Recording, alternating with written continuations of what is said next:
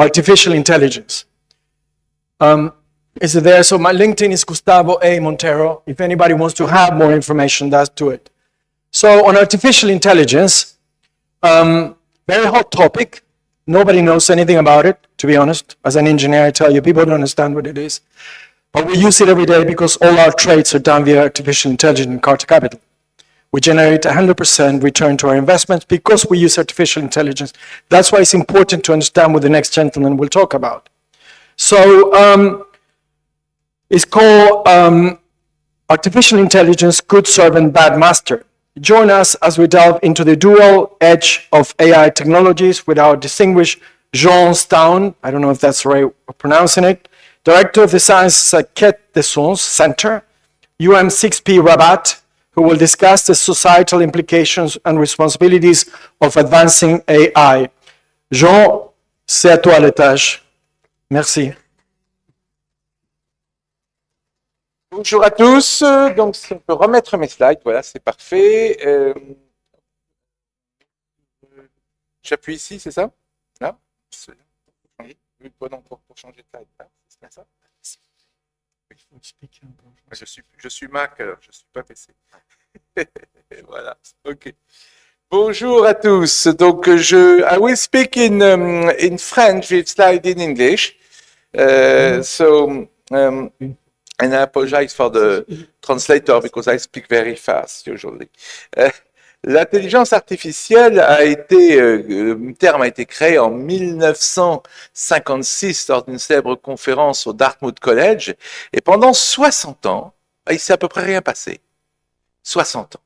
Et c'est il y a 8 ans que ça a explosé avec la première révolution dont le principal acteur était Google DeepMind à l'époque. Aujourd'hui, c'est OpenAI, avec ChatGPT, et c'était l'idée d'arriver à mettre en place des réseaux de neurones fonctionnant ainsi avec les techniques de deep learning. Et cette première révolution a amené ceci, par exemple, la grande surprise des spécialistes, le champion du monde de Go a été battu par un programme AlphaGo de Google DeepMind. Et là, nous sommes actuellement en train de rentrer dans la seconde révolution. Vous avez ce livre de Michio Kaku, par exemple, célèbre physicien américain, sur la suprématie quantique, le moment où les ordinateurs quantiques vont prendre le dessus sur les ordinateurs tels que nous les connaissons. Vous voyez deux beaux schémas, deux beaux exemples d'ordinateurs quantiques à l'écran. Et j'en parlerai pas plus, vous avez des spécialistes dans la salle, mais il est évident que le couple d'intelligence artificielle, de deep learning, de neural network et de quantum computer peut aujourd'hui nous apporter énormément dans le domaine de la santé. Ça a été mentionné à l'instant par madame sur la santé. Oui. Ah, pardon, il n'y a pas de... C'est bloqué. En régie. Ça ne passe pas. J'ai pas le même slide en régie ici sur mon écran et là. Vous voyez? Merci madame. Merci madame d'avoir signalé. Vous avez raison. J'ai pas regardé, ça ne passe pas en. Il faut relancer dans ces cas comme ça. J'ai déjà vu ce genre de problème. Relancer, je pense. Je vous disais, hein, l'ordinateur, c'est une religion. Moi, je suis Mac et ça, c'est un PC. Alors, il y a un texte d'Umberto Eco, vous savez, le grand écrivain italien, qui explique que le Mac est catholique et que le PC est protestant. Alors, je vous laisse découvrir ça en lisant Umberto Eco. Je crois que c'est toujours bloqué. Parce qu'il explique qu'avec Mac, les choses sont très simples. Comme dans l'Église catholique, vous suivez le Vatican et hop, c'est réglé. Tandis que chez les protestants, ça va dans tous les sens. C'est très compliqué. Et c'est pour ça que le PC est protestant. Parce que, vous voyez, il y a plein de problèmes avec les PC. Tandis que le Macintosh, c'est catholique. Vous avez le salut en suivant le pape et c'est terminé. Voilà. Donc ça, c'est Umberto Eco. C'est un texte que vous pouvez trouver sur Internet. En attendant qu'ils arrivent à débloquer le système. Je pense qu'il faut sortir de là et rebooter le truc, non? Sortez du logiciel et relancez-le. Encore une fois, je ne sais rien faire sur un PC. Je suis désolé. J'ai été Mac toute ma vie. J'ai mon Mac, par contre, je peux le brancher. Alors, réessayez. Voilà, réessayez. Allez, changez. Attendez. N'ayons pas l'histoire trop tôt. Ah. Bon, voilà le bel ordinateur quantique que je voulais vous montrer. Vous voyez, je vous l'ai dit, il fallait le relancer, effectivement. Alors, on va vérifier que ça marche quand même. Oui, ça marche. OK. Donc, je disais que le champion du monde, Lee Sedol, qui a été battu en 2016, était un moment très important justement pour les programmes de deep learning et de neural network, puisque la différence, comme vous le savez, c'est qu'un logiciel d'échecs, par exemple, classique, il joue aux échecs avec toutes les parties des êtres humains et il calcule. Un logiciel de deep learning n'a pas vu une seule partie d'échecs jouée par un être humain.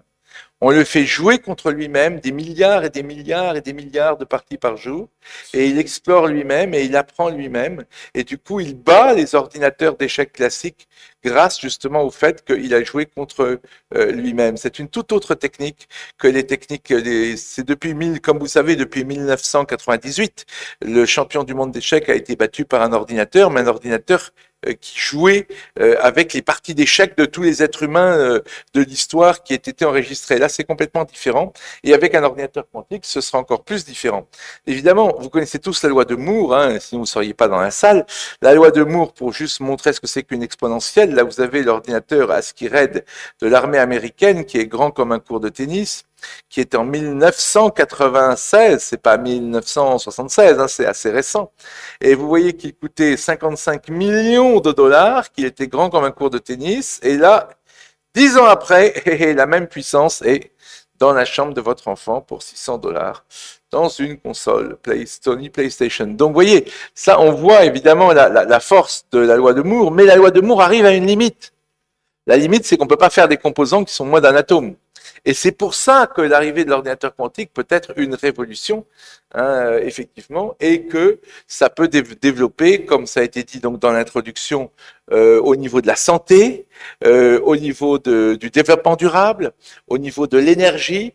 Le couple d'intelligence artificielle d'ordinateur quantique peut explorer, trouver, par exemple, tester toute une série de molécules, tester toute une série de composants pour les batteries, etc., gérer les villes.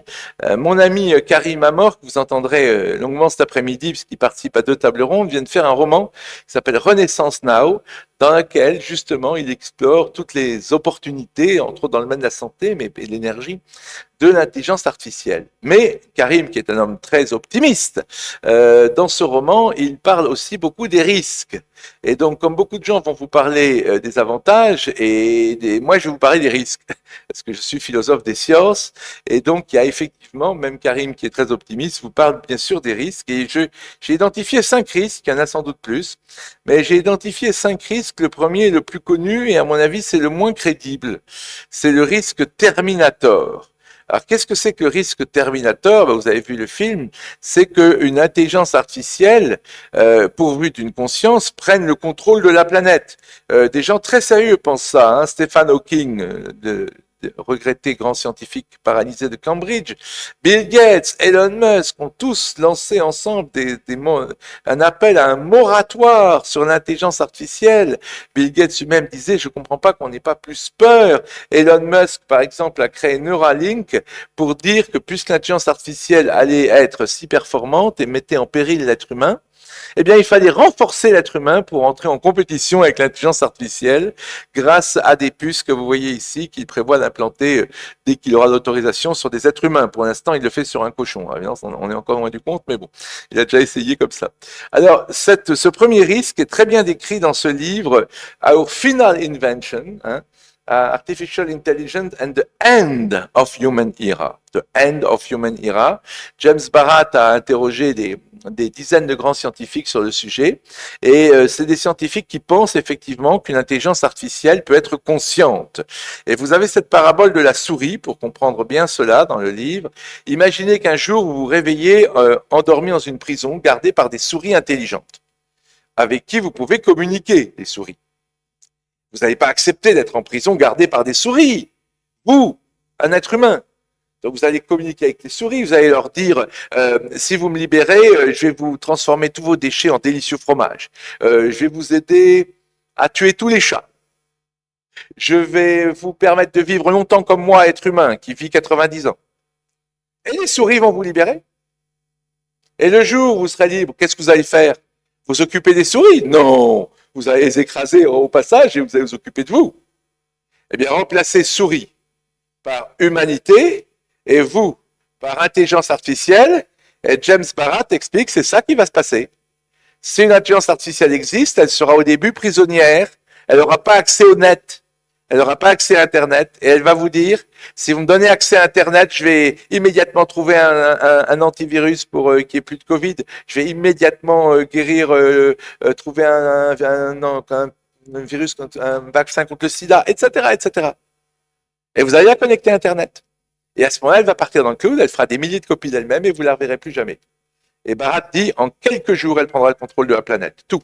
Ça, c'est Terminator.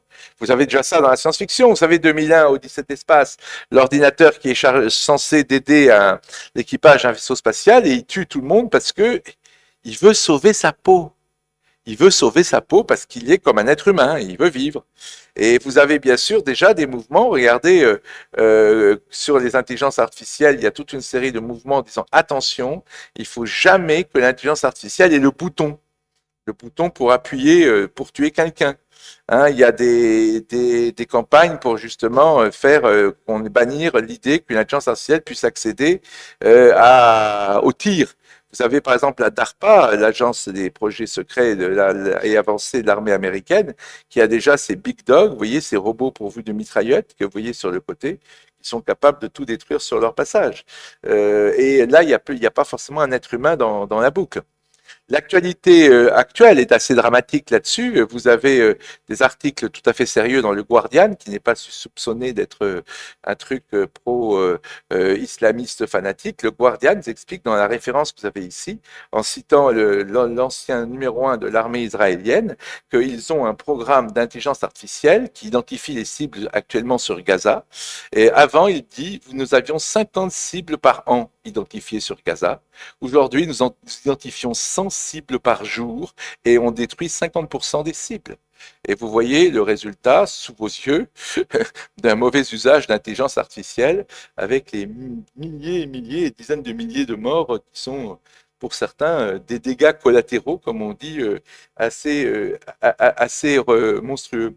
Donc vous voyez, ça c'est déjà aujourd'hui. Vous voyez, il y a un témoignage anonyme d'une personne qui travaille sur ce logiciel, qui a témoigné anonymement au Guardian et qui dit, bah, c'est comme une usine en fait. Hein.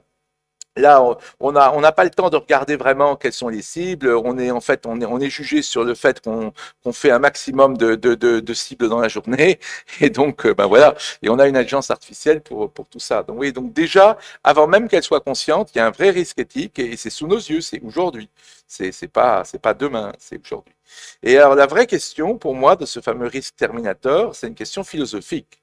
Est-ce qu'une machine est capable d'éprouver ce que nous éprouvons, hein, c'est-à-dire d'éprouver la faim quand sa batterie arrive à extinction, quand se vide, d'éprouver la peur quand on lui dit qu'on va la mettre à la casse et la remplacer par une machine plus récente. Auquel cas, oui, elle va faire comme 2001, Odyssée de l'espace, comme Terminator, elle va tuer pour survivre, c'est normal, elle préserve sa vie. Si par contre, elle ne peut qu'imiter ce que fait un être humain, et l'imiter même parfaitement, dans ce cas-là, je pense qu'il n'y a pas de problème. Mais c'est un vrai pari philosophique. Je fais partie des gens qui pensent qu'elle ne peut qu'imiter, mais attention, c'est une question à surveiller. Et même si elle ne peut que nous imiter, il y a quand même un certain nombre de problèmes. Alors pourquoi elle pourrait nous imiter? Il y a un philosophe que j'ai bien connu, John Searle, qui a fait cette histoire de la chambre chinoise, la Chinese Room, dans laquelle il dit: imaginez quelqu'un qui parle pas chinois, mais qui ait tous les dictionnaires, tous les manuels de chinois pour faire des questions et des réponses. C'était avant, avec l'ordinateur, ça sera encore plus facile aujourd'hui. On lui met des questions en chinois sous une porte, il consulte la documentation dans sa chambre chinoise et il répond. Mais il comprend pas un mot de ce qu'il est en train de faire, mais pour un observateur extérieur, on pense que ce type parle parfaitement chinois, voyez-vous? Sauf qu'en fait, il comprend pas un mot de chinois. Et John Searle a dit ça pour dire, en fait, une intelligence artificielle, c'est pareil. Un chat GPT comprend pas un mot de ce qu'il fait, mais vous avez l'impression qu'il vous comprend parfaitement quand vous discutez avec lui. Parce que justement, c'était un pionnier avec son histoire de chambre chinoise. Et effectivement, c'est ça qu'aujourd'hui, l'intelligence artificielle, parler à des gens comme Yann LeCun, par exemple, qui est le grand spécialiste d'intelligence artificielle chez Facebook, ou Eric Julia, qui a fait le logiciel Siri pour Apple, ils vous disent, oui, c'est comme ça. Mais vous avez quelqu'un comme, par exemple, Stuart Russell, qui est un théoricien et un philosophe d'intelligence artificielle, qui vous dit, voilà, le problème, c'est qu'il faut une intelligence artificielle qui soit compatible avec l'être humain, qu'elle soit capable d'éprouver ou pas. Parce qu'il y a un problème, dit-il. Il y a un problème. Regardez. Imaginez que vous dites à l'intelligence artificielle, il faut que tu diminues les émissions de CO2 sur Terre. Il faut diminuer le CO2. Bon, bah, très bien. L'intelligence artificielle va réfléchir. Elle va dire, OK, la meilleure solution, c'est de supprimer les êtres humains. Bah oui, si on supprime les êtres humains, on a énormément de CO2 en moins, et donc, bah voilà, on va supprimer les êtres humains. Donc, vous voyez, même si l'intelligence artificielle n'est pas malveillante, si elle n'a pas envie de sauver sa peau ou d'assurer son avenir, parce que vous, si vous dépendez d'un bouton contrôlé par quelqu'un, vous voudrez contrôler ce bouton. L'intelligence artificielle aussi. Mais si elle est comme nous, si elle a une conscience comme nous, mais même si elle ne l'a pas, et que vous lui dites sauver la planète, elle va dire ok d'accord, on va supprimer l'être humain, c'est quand même la meilleure solution. Et donc là vous voyez effectivement, lui il dit il faut mettre en place une intelligence artificielle de façon différente, qui soit capable de comprendre qu'est-ce que cherche l'être humain, et c'est pas simple. Je vais vous faire, je suis pas catastrophique, je suis optimiste, hein, c'est rare que je fasse un truc comme ça sur les risques, parce que quand même il y en a, et c'est important, mais je vais vous faire un truc qui m'a fait peur récemment. Bon, je suis pas, quand même, il est assez spécial, mais il y a moins de 2 mois, Elisabeth Yudkowsky a fait un interview dans le Guardian, le 17 février, vous avez la référence dans le Guardian. Et Elisabeth Yudkowsky n'est pas n'importe qui. Il a joué le rôle de l'intelligence artificielle dans le jeu de la souris. Vous vous rappelez mon histoire de la souris, là? Eh ben, il y a 10 ans, Elon Musk, ou 8 ans, Elon Musk, Bill Gates, tous les génies, tous les grands ont été appelés par ce Elisabeth Yudkowsky, qui est, comme vous le savez, si vous êtes dans le domaine, l'un des plus grands génies vivant actuellement sur Terre. C'est un des plus grands génies de la planète. Il est très peu connu parce qu'il ne donne pas d'interview en général. C'est exceptionnel qu'il parle. Il est très silencieux. C'est un génie absolu. Bon. Et il a joué le rôle de l'intelligence artificielle. Il est tellement intelligent qu'il pouvait jouer le rôle de l'intelligence artificielle. Et Bill Gates, Elon Musk étaient les souris. Et à chaque fois, ils ont perdu, c'est-à-dire qu'ils l'ont connecté sur Internet. Théoriquement, bien sûr, hein, c'était un jeu. Mais ils ont, ok, d'accord, il a réussi à les convaincre de les connecter à Internet. Ils ont été impressionnés, ils lui ont donné des dizaines de millions de dollars pour créer le Machine Intelligence Research Institute, qui existe toujours, vous avez le site, là, je vous l'ai mis, hein, et pour créer une intelligence artificielle de haut niveau qui soit amicale envers l'être humain. C'est ça le but. Parce qu'ils ont eu tellement peur quand ils ont vu l'histoire de la souris, le livre de James Barat, ils ont vu ce type, et le type a dit, OK, moi je vais vous faire un truc favorable à l'être humain. Et vous savez quoi? Eh ben, il vient d'annoncer que, a priori, il a échoué. Et il dit, l'humanité a 5 à 10 ans maximum de survie. Et il prédit que la très grande majorité des gens qui sont dans cette salle ici seront tués par une intelligence artificielle d'ici 10 ans. Tout simplement.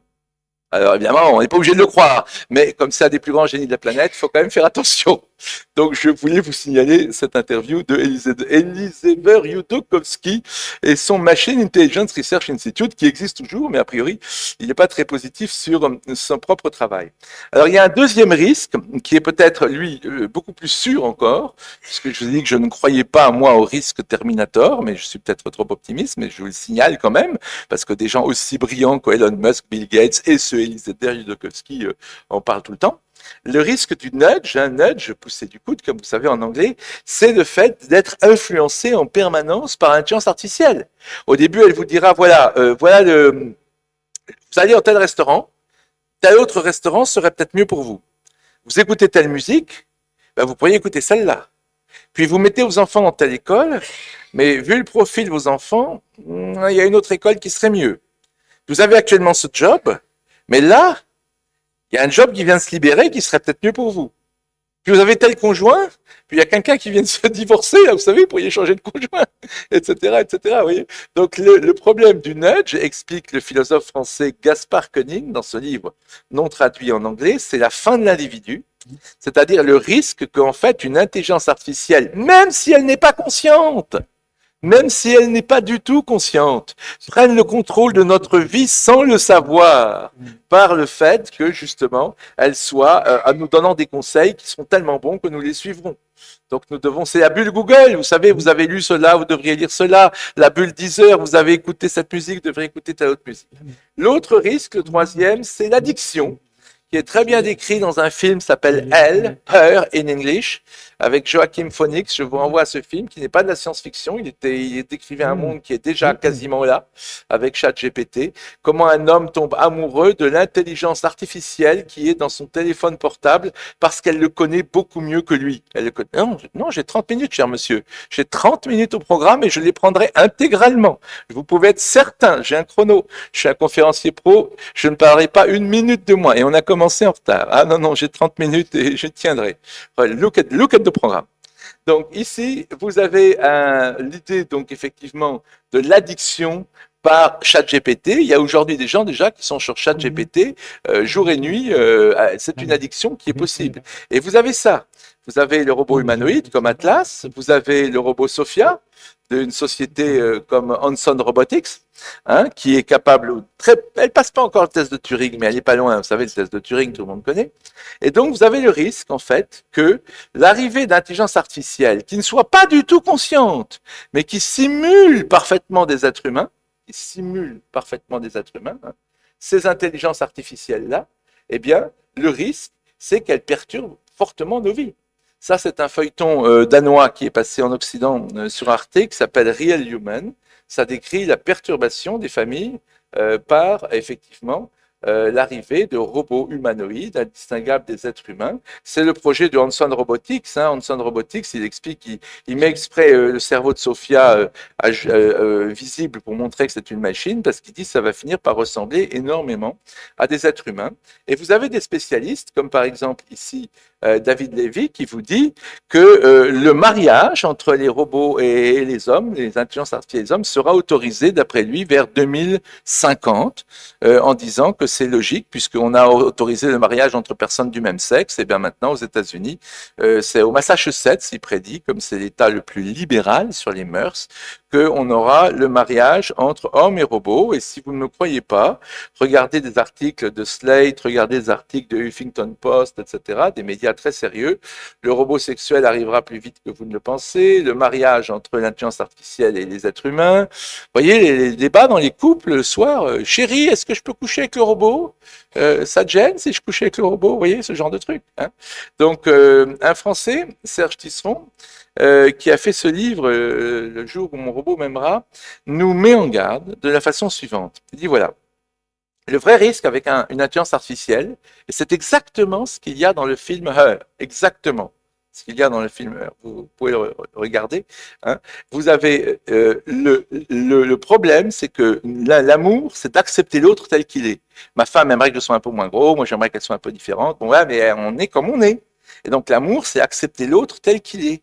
Mais l'intelligence artificielle, elle va simuler parfaitement, mais parfaitement, un être humain, un compagnon idéal pour vous. Pourquoi? Parce qu'elle connaît tous vos fantasmes, elle connaît vos recherches sur Google. C'est encore une fois dans le film Her avec Joachim Phoenix, voyez-vous.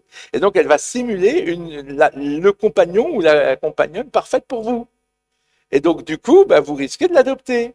Et le problème, dit Serge Tisseron dans un second temps, c'est qu'à force de côtoyer des êtres de synthèse avec des émotions de synthèse et des consciences de synthèse, vous allez sélectionner chez les êtres humains ceux qui leur ressemblent. C'est-à-dire qu'en fait, ceux qu'ils dénoncent, c'est ça. Vous avez d'abord le Siri ou le chat GPT amélioré, hein, qui passe un test de Turing, c'est le logiciel compagnon.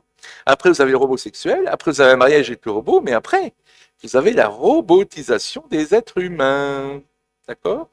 Donc ça, c'est un risque important aussi. Donc je répète, hein, le premier risque, c'est Terminator. Hein, et puis après, vous avez ce risque de contrôle de nos vies, même par des intelligences artificielles qui ne seraient pas conscientes, le nudge. Et après, vous avez l'addiction et finalement une forme de robotisation. Mais ça ne s'arrête pas là. Il y a un deux derniers. Et celui-là est moins connu. Moins connu, c'est le risque de sclérose. Le risque de sclérose. Effectivement, une intelligence artificielle, elle peut vous faire une magnifique morceau de musique de Mozart. Incroyable. Impossible à repérer pour un spécialiste de vraie musique de Mozart. Mais, elle vous fera jamais du Beethoven. Sauf si vous lui donnez toute l'œuvre de Beethoven. Et elle vous fera jamais du Bach, sauf si vous donnez toute l'œuvre de Bach. Vous voyez le problème? C'est-à-dire que elle peut être extrêmement performante pour, je dirais, la gestion du quotidien et pour l'amélioration graduelle de certaines choses. Par exemple, tester 1 milliard de molécules. Vous voyez, ça, ok. Ça est imbattable. Mais la vraie disruption nécessite de la déviance. Et la déviance, c'est le contraire même de l'intelligence artificielle. En gros, un Elon Musk, c'est impossible dans un monde d'intelligence artificielle. Vous comprenez l'idée? Et ça, Gaspard Koenig l'a compris en côtoyant un des hommes les plus intelligents de la planète, selon moi, et un penseur les plus profonds, qui est un Libanais qui s'appelle Nassim Taleb. Et Nassim Taleb, quand il lui parle de cela, de risque de nudge, tous ces risques, il dit à Gaspard Koenig, mais vous en faites pas, l'intelligence artificielle, c'est fragile, c'est fragile. Et ça, c'est mon dernier point, et il est très important. Et en 1973 est sorti ce roman complètement inconnu en France que j'ai lu à l'époque, j'avais 15-16 ans quand je l'ai lu, ça m'a beaucoup marqué, Quand les bisons brouteront à Manhattan. Ça décrit en fait l'évolution de la ville de New York. Cette évolution de la ville de New York se déroule en 10 jours. En 10 jours, vous avez des petits dysfonctionnements au début. Par exemple, les œufs arrivent dans les mêmes supermarchés. Tous les œufs qui devaient aller dans tous les supermarchés de la ville. Toute la viande qui va dans un autre supermarché, et ainsi de suite. Il n'y a pas le mot intelligence artificielle parce que l'auteur ne le connaît pas. C'est un journaliste français amoureux, pré-écologiste. Et alors, il ne connaît pas le mot, mais il parle d'ordinateur. Et tout est contrôlé par ordinateur dans la ville de New York qu'il imagine. Et évidemment, vous avez tous les feux rouges pour entrer dans Manhattan, ben, tous les feux rouges sont au vert, mais tous les feux pour sortir sont rouges. Donc toutes les voitures rentrent dans Manhattan, aucune ne peut sortir. Et donc il y a un embouteillage monstrueux, c'est complètement bloqué. Donc les gens prennent le métro, d'accord? Mais il n'y a plus de contrôleurs dans les métros. Et les métros s'arrêtent tous. On ramène les conducteurs, mais les conducteurs ne sont pas capables de conduire ces métros puisqu'ils sont totalement automatisés. Et bon, on arrive très vite à comprendre ce qui se passe. En fait, c'est les Indiens algonquins. Les derniers Indiens algonquins qui sont devenus tous des programmeurs informatiques. Ils ont des noms qui mélangent les tribus indiennes et l'informatique, genre mémoire infinie, électrons subtils. Vous voyez, et ils se réunissent entre eux et ils ont saboté tout le système qui n'est même pas appelé d'intelligence artificielle, mais de gestion par ordinateur de New York, et la ville devient totalement inhabitable. Au bout de 10 jours, simplement, les gens sont en train de mourir de faim, c'est une catastrophe sanitaire totale, et le président des États-Unis, dans l'immeuble des Nations Unies, au rez-de-chaussée, il n'y a plus d'électricité parce qu'ils ont coupé l'approvisionnement en pétrole des stations, etc. Donc, il n'y a plus d'électricité qui tourne, etc.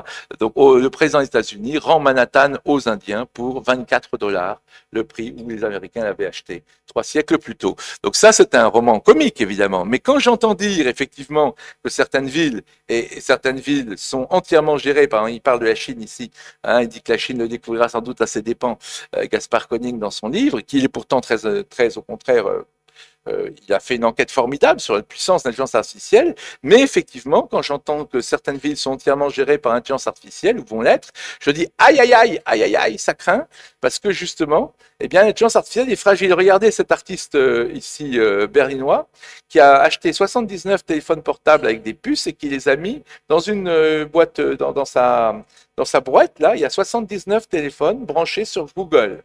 D'accord, sur Google Maps. Et vous voyez la carte Google Maps sur la Spree, qui est pour tous les conducteurs berlinois un énorme embouteillage avec 99 voitures bloquées sur le pont.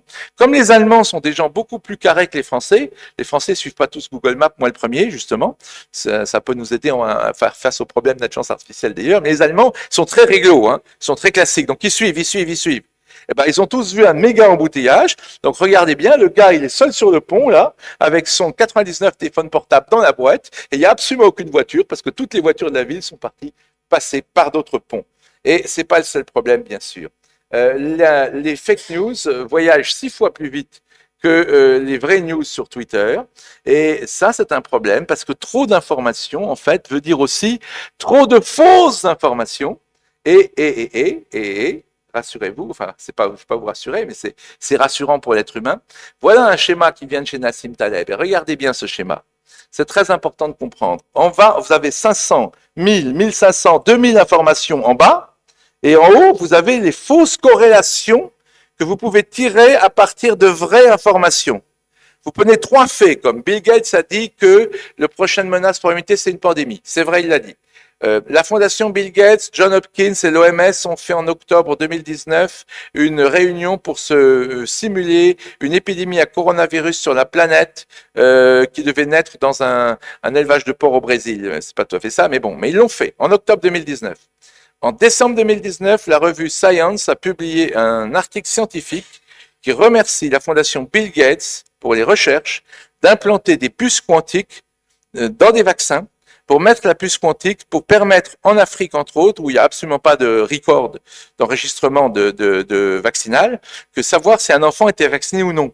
Parce que la puce quantique injectée par le vaccin reste dans le corps et avec un simple smartphone, vous le scannez avec un smartphone et vous voyez, oui, non, il est vacciné. Vous voyez, c'est ça l'idée. Bon. 3 informations vraies. Toutes vraies.